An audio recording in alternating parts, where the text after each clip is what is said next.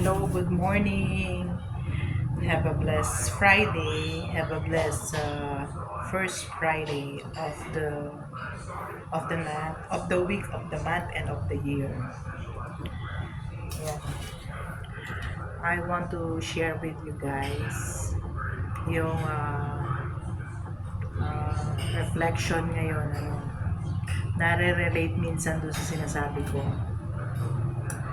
Oo nga naman.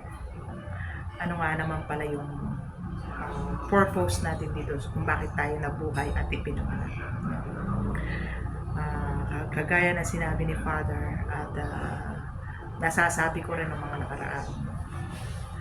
Ano ang dahilan kung bakit nandito ka sa mundo at ipinanganak ka? Kung hindi nyo pa alam kung ano yung purpose natin sa buhay, dapat alamin natin yun. No? Kasi kaya ka pinanganak dito sa mundo, may dahilan.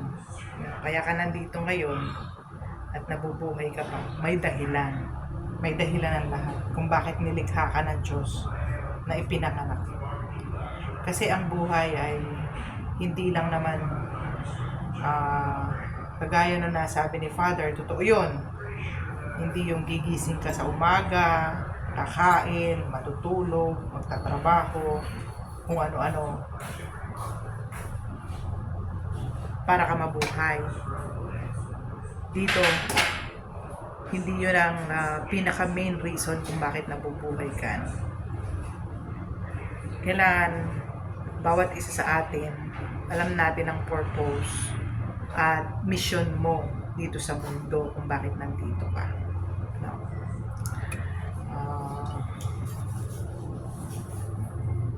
Pag nagdadasal ka, tanungin mo si God kung ano yung ibinigay niya sa'yo na mission mo. Sa mga nakaraan na mga hindi magagandang pangyayari na naganap sa taong 2025. Kalimutan mo na yon kasi tapos na, di ba? Ang importante, nandito tayo, nagisnan muli natin, naabutan mo rin natin, at buhay pa tayo sa taong 2026 na. Anyway, hindi naman tayo pinabayaan kahit anong suliranin na mabigat at problema ang dumating sa buhay natin, di ba? Hindi naman niya tayo pinabayaan. Basta lagi lang tayo tumatawag at nananalangin, hindi niya tayo pababayaan. Hilingin natin sa taong 2026 na hilingin muli natin ang pagpapala, bendisyon, gabay, proteksyon sa taong 2026 dahil hindi natin mapaperfect. Palaging merong problema, palaging merong pasakit na darating at darating sa atin. Yan ay pagsubok lahat yan. Kasi harapin mo kung anong pagsubok at pasakit na ibibigay sa iyo ng Diyos kasi yan ay magiging pundasyon mo para ikaw ay maging matatag na nakikita mo naman sarili mo kung gaano ka katatag, di ba? Kapag nalagpasan mo lahat ng mga challenges na binigay ng Panginoon. Sa ating mga hindi sobra-sobra at nahihirapan, di ba? Huwag kayong mag-alala, hindi dito natatapos ang mundo. Ayan. Meron sa kabilang buhay. Kung mahirap ngayon, talagang hindi swerte ang buhay. Malay natin sa kabilang buhay, di ba? Andyan ang ating pagpapala. Hindi ko naman sinasabing mamatay na tayo, di ba? Pero meron at merong isusukli sa iyo ang Panginoon kasi bawat isa sa atin alam naman niya, nilalaman ng puso natin at kabutihan ng bawat isa sa atin. Natural lang na bilang tao nagkukulang at nagkakamali tayo, di ba? Nagkakasala tayo. Pero pag tayo ay humingi ng taimtim na tawad sa Panginoon, mapapatawad niya tayo. Ayan, lahat ng nilalang at nilikha niya ay mahal niya at hindi niya papabayaan. Basta lagi niyong tatandaan na una sa lahat, ay ang Panginoon. Yung pagpapalang ibibigay niya sa atin, hindi manggagaling sa mga ritual. O ako nga, nagigilty. Kung minsan gagawa-gawa ako ng mga, alam niyo yung mga prosperity bowl, yung mga ganito. Pero sa totoo, ang nakakalimutan natin, kesa kumapit tayo doon, kumapit tayo kay Lord. Dahil kay Lord, walang imposible.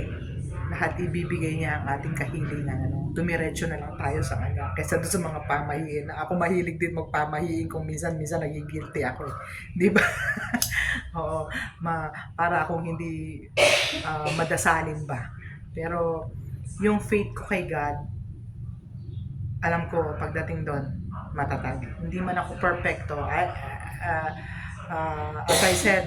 I said before, I am not exactly religious person, but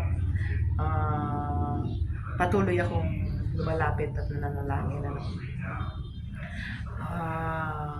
Nuulit ko yung mga purpose natin sa buhay, no? Hindi lang puro maghanap ng kabuhayan o kung anong iaano mo sa pamilya mo, papakain mo, ano, ganito. Yung ang purpose natin sa buhay hindi lang yung magpabigyan natin ng magandang buhay ang ating pamilya o mga mahal sa buhay, di ba? Alamin mo, may malalim pa doon na purpose kung bakit nandito ka sa mundo, no? Hindi ko naman sinasabing hindi ka magsikap o magbanat ng buto, di ba? Kasi nakakay Lord pa rin. Nasa kanya pa rin talaga na kung talagang uukol kang yayaman o uukol kang hanggang dyan na lang, hanggang dyan ka na lang, pero hindi hanggang dyan ka na lang. Dahil tandaan ninyo, lahat ng mga malilinis ang puso at magandang hangarin sa Diyos at sa kapwa ay hindi niya pinababayaan. Huwag kang malungkot kung marami kang pasakit at problema na dumarating sa buhay mo, dahil yan ay hinahanda lang tayo ng Panginoon. Hinahanda lang tayo ng Panginoon. Ay darating ang panahon, di ba nga sabi doon sa Bible, lahat ng mababa ay tinataas niya, di ba? At ang nagpapakataas ay ibinababa niya. Tandaan ninyo isa pa, wag ninyong pagmamalaki kung ano ang meron kayo, talino nyo, kalakasan ninyo. Dahil kapag yan ay naging palalo kayo, kukunin niya ni Lord sa inyo. Kukunin niya ni Lord sa inyo. Bagkus ay dapat maging humble kayo. Kung ano yung nalalaman nyo, kung ano yung natututunan nyo, at kung ano ang meron kayo, ay babahagi ninyo sa iba. Huwag kayong maging madamot, di ba? Kasi hindi lang naman sa material na bagay, kung ano nalalaman ninyo, kung anong meron kayo, ay ibahagi ninyo sa inyong kapwa-tao, lalo-lalo na sa kapamilya. Hindi lang material ang dapat ibahagi, yung nalalaman nyo na talino, at kung concern talaga kayo sa inyong mga kapwa-tao. Huwag ninyong panghinayangan magbigay ng panahon, oras, pagmamahal. Dahil hindi natin alam, di ba, mas makalawa, di ba nga, sabi nga nila, life is too short, wala nakakaalam kung hanggang kailan tayo dito sa mundo. Kaya habang nandito tayo, hindi naman kailangan maging perfect tayo, di ba? Pero kailangan piliin mo pa rin ang magmahal at gumawa ng maganda sa kapwa. Ayan, yung purpose nyo, alamin ninyo. Ako, para sa akin, alam ko na yung purpose ko sa buhay ko, di ba? Minsan nagtatanong ako kung anong purpose ko. Pero ngayon, I realize, I know my purpose in life, no? Kung bakit, yan, sinabi ko nga, hindi pa ako tao, hindi pa ako ginawa, bakit ako napunta kay Cesar? Siguro, he's my mission in life, no? And mag-alaga at mga tumulong sa mga may mga karamdaman o sakit, kasi yun ang and kung bakit minsan naiirita na sila sa akin, yun na lang ang pera ko. Kapag may lumapit, ibibigay ko o itutulong ko. Kahit kung minsan wala na ako, ibibigay ko pa rin, di ba? Siguro, ang purpose ko in life is financially and monetarily. Di ba? Ayan, ako, alam ko ang purpose ko dito sa mundo. No? Kung bakit ako nabubuhay. Siguro para dumamay sa mga taong may kailangan sa akin. Kasi kung minsan noon, tinatanong ko sa sarili kong bakit bata-bata ako, napunta ako sa ganitong sitwasyon, bakit ganito, bakit ganyan, yung problema ng mga matatanda, naging problema ko, ang bata-bata ako. But now, I realize, I know my purpose in life. No? Kaya kayo, alamin niyo din kung ano yung purpose nyo. Lagi nyo tatandaan, katulad ng sinasabi ko parate, hindi lang basta nabubuhay dito sa mundo, kakain, matutulog, magtatrabaho, magpapagal para sa kabuhayan, para may pakain sa pamilya. No, it's not that. No? Ang purpose nyo, alamin nyo kung ano. Ayan.